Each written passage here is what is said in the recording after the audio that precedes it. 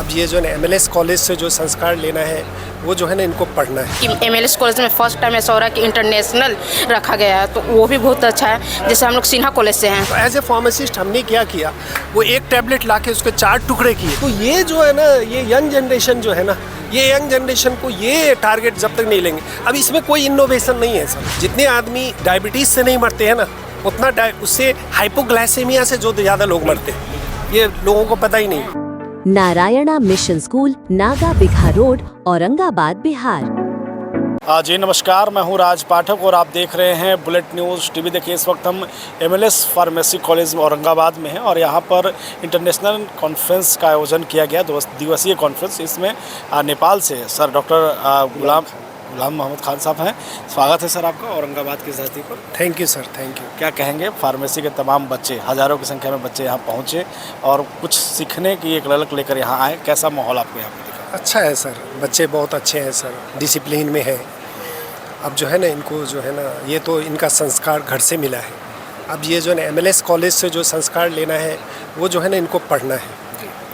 और जो चीज़ पढ़ना है वो तो एक कांस्टेंट दिया होता है, वो तो पढ़ ही लेंगे, लेकिन उतना से जो है ना वो नहीं होता है। ये उनको एक्स्ट्रा टाइम थोड़ा सा पढ़ाई में देना पड़ेगा, 2-4 यूनिवर्सिटी का सिलेबस देखना पड़ेगा, 2-4 इंटरनेशनल यूनिवर्सिटी का रिकॉग्निशन करना पड़ेगा। फिर ये बच्चे जो है ना सर बहुत अच्छे हैं और ये बहुत आगे जा सकते हैं। और बहुत जो है ना ये बच्चे जो है ना बहुत जेन्युइन बच्चे, इसलिए कि ये मेहनती बच्चे हैं। इनको सर जब लेक्चर ले रहे थे, मैं भी वहाँ था, कुछ सवाल मेरे मन में भी आ रहा था। अक्सर आम आदमी की तरह देखें तो डॉक्टर को लेकर के जितना लोग सीरियस होते हैं, फार्मासिस्ट को लेकर के सीरियस कम होते हैं। उन्हें लगता है कि इनको जानकारी नहीं होगा, लेकिन आपने कहा कि जानकारी देना हमारा काम है, फार्मासिस्ट का काम है। तो वो क्या संदेश देंगे, कैसा भविष्य है जो बच्चे तैयारी करें खासकर फार्मेसी में, उनका क्या भविष्य आप देख रहे हैं? उसके भविष्य तो अच्छा है सर, उसके लिए इनको नॉलेज चाहिए सर। नॉलेज के बिना स्किल्स चाहिए सर। बिल्कुल। अब ये कहेंगे अगर एक रूरल एरिया में चले जाएँ, उसको अगर पेशाब चूड़ा है और कहेंगे जाओ ये दवा लेकर के तुम पटना से आओ, तो उसके पास पैसा नहीं भी हो सकता है, नहीं हो सकता है ना। तो क्या कर सकते हैं आप वहाँ पे? कुछ कर सकते हैं या नहीं? वहाँ पे आपको नॉलेज यूज़ करना है। वहाँ को आपको जो है ना कुछ ऐसा करके दिखाना है कि वो जो है ना आप उसको रोक सकते हैं, है ना। तो एज ए फार्मासिस्ट जब आप कोई चीज़ जैसे कॉन्डम बनाते हैं, है ना, उसका पर्पज़ को, लेकिन आप अगर वहाँ पे कॉन्डम को यूज़ करके उसको बांध दें तो उससे तो उसका जो टपकना जो होगा कम हो जाएगा। या कहीं सर्जरी कर रहे हैं सर आप, है ना।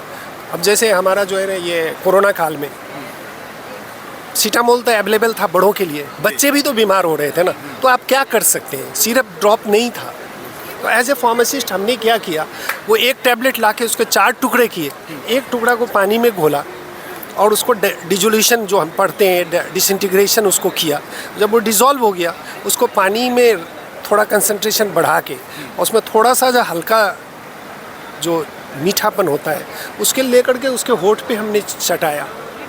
जब उसको चीनी का सेंट आया ना तो उसने सीटामोल ले लिया। उसी तरह से हमने जो है ना उस टाइम में सैनिटाइज़र नहीं था, कहीं नहीं था ना सैनिटाइज़र, बाद में आया ना सैनिटाइज़र।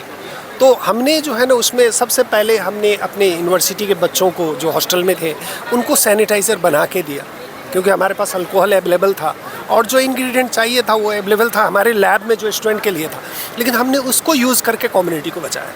वो स्किल्स अगर स्टूडेंट्स में नहीं आएगा ना तो इनोवेशन होते रहना चाहिए। इनोवेशन, एक तो नया इनोवेशन होता है और एक इनोवेशन से इनोवेशन होता है। जैसे मैंने सीटामोल में कोई इनोवेशन तो नहीं किया ना, लेकिन मुझे टेक्निक मालूम था कि ये करने से ऐसा होगा।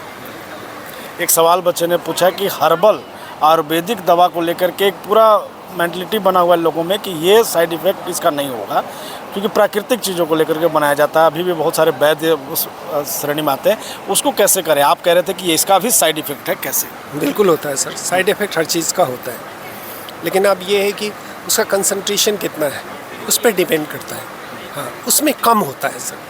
हाँ, दूसरा ये है ना कि सर उसमें कम तो होता है, लेकिन उसका कोई रिसर्च नहीं हुआ है कि कोई में ज़्यादा भी हो रहा होगा ना। हाँ, किसी में ज़्यादा भी हो रहा होगा ना, कोई हर्बल मेडिसिन में ज़्यादा हो, लेकिन उसका रिसर्च ही नहीं है, कोई पब्लिकेशन नहीं है, लोगों को पता।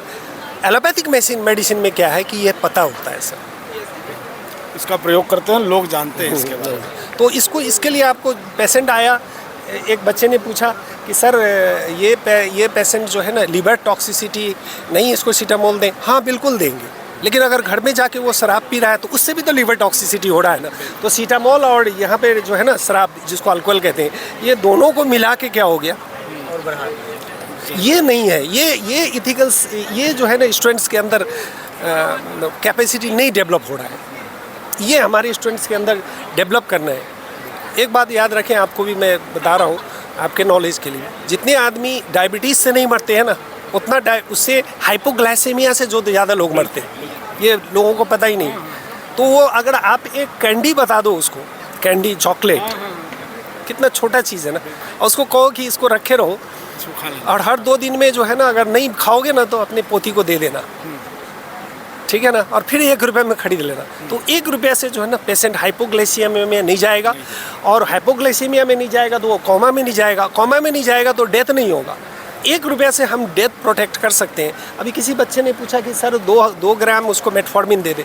अगर तुम 2 ग्राम दे रहे हो, होने से तो उससे हाइपोग्लाइसीमिया नहीं होता है, लेकिन अगर हो गया तब क्या करोगे तुम? तुम्हारे पास कोई ऑप्शन नहीं है। अगर इस इलाके में कोई दवा के दुकान में जाए ना तो हाइपोग्लाइसीमिया का दवा कहीं नहीं मिलेगा आपको। अगर पेशेंट गिर गया ना तो लोग भीड़ हो जाएंगे, फिल्म बनाएंगे, लेकिन पेशेंट को कुछ रेस्क्यू नहीं करेंगे। तो कम से कम ग्लूकोज घोल के जल्दी से तो उसको पिला दे। तो ये जो है ना, ये यंग जनरेशन जो है ना, ये यंग जनरेशन को ये टारगेट जब तक नहीं लेंगे, अब इसमें कोई इनोवेशन नहीं है सर। हाँ, नया कुछ नहीं है, नया कुछ है सर, इसमें जानकारी होनी चाहिए। थैंक यू सर हमारे साथ जुड़ने के लिए, थैंक यू सो मच। आपको MLS फार्मेसी कॉलेज में आप आई हैं, इंटरनेशनल कॉन्फ्रेंस का आयोजन यहाँ किया गया, आप लेक्चर भी ली होंगी, सुनी होंगी। जी बिल्कुल। क्या कैसा लग रहा है यहाँ पे? सर बिल्कुल बहुत सबसे पहले तो यहाँ का जो मैनेजमेंट है वो बहुत ही अच्छा है, और स्पेशली कि MLS कॉलेज में फर्स्ट टाइम ऐसा हो रहा है कि इंटरनेशनल रखा गया है, तो वो भी बहुत अच्छा है। जैसे हम लोग सिन्हा कॉलेज से हैं, जय सृष्टि नाम है मेरा, और फार्मेसी के स्टूडेंट हूँ। यहाँ आने के बाद बहुत ही अच्छा, यहाँ का मैनेजमेंट अच्छा है, यहाँ का सारा व्यवस्था अच्छा, जो भी चीज़ें देखा गया मेरे तौर पे तो बहुत अच्छा है। तो आई एम वेरी सेटिस्फाइड। फायदेमंद है, खास करके फार्मेसी के जो बच्चे हैं। जी बिल्कुल, स्पेशली फार्मेसी के लिए ही है, तो बहुत अच्छा है फार्मेसी के लिए।